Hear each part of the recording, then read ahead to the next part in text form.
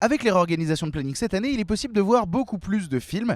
Merci Thierry Frémaux, voilà, je le dis, merci pour la réorganisation des plannings. Niveau presse, on est gâté. Et parmi ceux-là, ça me permet de faire un truc que je faisais peu l'année dernière, à savoir aller voir beaucoup de films à la compétition Un Certain Regard. Et donc je suis allé voir à la compétition Un Certain Regard, Boule, de Annie Silverstein. Annie Silverstein a été déjà venue à Cannes, elle était venue avec un court-métrage qui avait gagné, à l'époque de son passage d'ailleurs, le prix de la Ciné Fondation. Donc c'est quelqu'un qui a déjà été récompensé et on attendait son long-métrage avec impatience. Puis c'est un premier film, donc passer du court au long, c'est super attendu quoi. Et c'est transformé? Oui.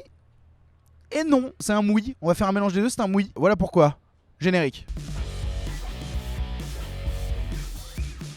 Je vais vous résumer le scénario très rapidement sans trop rentrer dans les détails pour que vous compreniez en fait le gros problème du film. Une fille aux parents absents va trouver comme père de substitution son voisin qui va lui apprendre un métier hors norme. Cependant, la fatalité de la vie et du destin fait que toute sa vie aurait été normalement quelque chose d'autre dans l'illégalité. Du coup, va-t-elle suivre le côté du bien ou le côté du mal? Voilà, vous l'avez compris, ce scénario, on l'a vu 1000 fois. Après, c'est intéressant de savoir comment il le caractérise, c'est-à-dire que là, par exemple ici, la mère de la jeune fille est en prison, et le voisin, c'est un ancien toréador qui va lui apprendre à rider des taureaux, alors que de son côté, on attendrait plutôt d'elle qu'elle deal de la cam comme l'a fait sa mère. Et par ce contexte-là, c'est assez intéressant, parce qu'on est dans un contexte d'Amérique rurale, dans une Amérique profonde, on est au fin fond du Texas, avec une démarche assez naturaliste dans la réalisation, on est constamment en caméra portée, et on est systématiquement dans une envie de faire des gros plans au plus proche des personnages pour comprendre les émotions et les enjeux qui sont en place. Et là-dedans, va y avoir la confrontation qu'on connaît, à savoir la confrontation entre l'âge qui symbolise la sagesse et l'adolescente qui est perdue et qui ne sait quoi choisir entre son destin et la possibilité d'avoir une autre vie. Parce que elle, par exemple, dans le film, à la première connerie qu'elle fait, au lieu de se dire qu'elle pourrait arranger les choses, elle se dit plutôt « Pourquoi vous m'envoyez pas en maison de correction ?» La fatalité voudrait qu'elle finisse comme sa mère.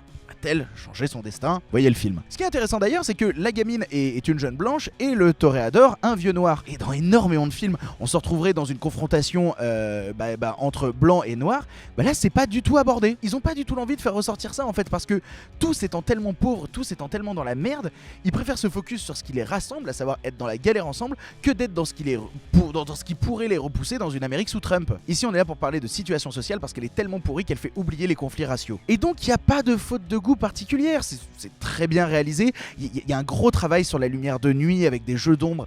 C'est très beau, et la mise en scène est intéressante. À ce niveau-là, on n'a pas grand-chose à reprocher. Si ce n'est que, on a déjà vu ça 1000 fois, quoi. Et c'était souvent bien mieux raconté, parce que là, on tombe pas dans un écueil qui arrive très souvent au premier film, à savoir que c'est un peu mou et parfois un peu chiant. Le temps se fait long, et c'est normal qu'il se fasse long, parce qu'on a l'impression de déjà connaître le récit. Et il est jamais assez renouvelé pour susciter un nouvel intérêt. Ça, c'est dommage. Bref, c'est un film qui est sympathique si on n'a jamais rien vu du genre, mais croyez-moi, forcément dans votre vie, à un moment, vous avez vu quelque chose avec cette structure de narration. C'est un oui. Il y a d'autres films à Un Certain Regard, on va se rattraper. De toute façon, il y a d'autres vidéos, il y en a plein d'autres vidéos. Va les voir maintenant. Et si jamais t'es en manque de vidéos, comme l'année dernière sur le site Sens Critique, il y a Sgt Pepper qui fait des chroniques tous les jours de Cannes avec des critiques tous les jours. Si tu préfères aussi lire plutôt que voir, tu peux aussi aller lire ça. Bref, passons à une autre vidéo.